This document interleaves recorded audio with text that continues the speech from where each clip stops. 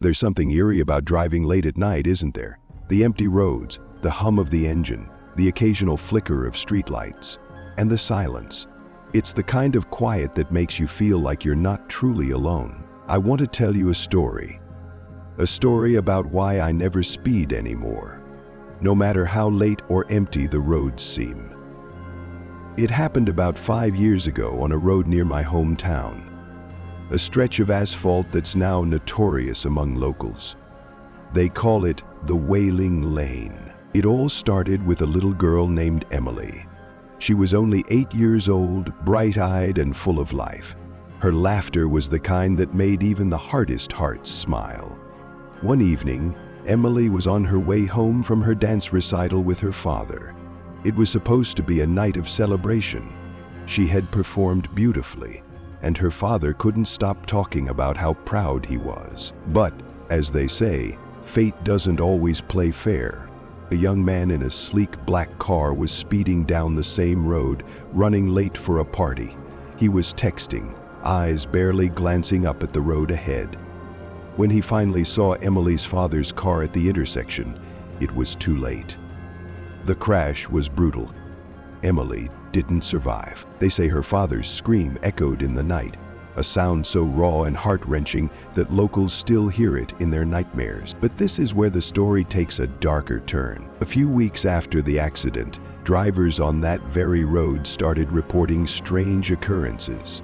A lone figure, small, almost childlike, would appear on the side of the road staring at them. Some said it looked like a little girl with wide, sorrowful eyes.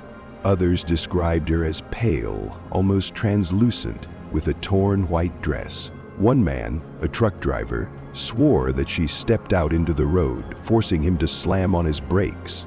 He got out to check, but there was no one there, just the sound of faint, childlike giggling in the distance. At first, people dismissed it as urban legend, just the mind playing tricks on exhausted drivers. But the reports kept coming, always the same. A little girl on the road, her face filled with a sadness that seemed to seep into your soul. And then came the warnings. The first drivers who ignored the signs, who sped through that stretch of road, would meet her. She would appear in their rear-view mirror, her empty eyes staring back at them. Some would swerve off the road in panic. Others, well, they say their brakes would fail, their cars speeding uncontrollably until they crashed. I never believed it. Not until that night. I was coming home late from work, tired and eager to be in bed.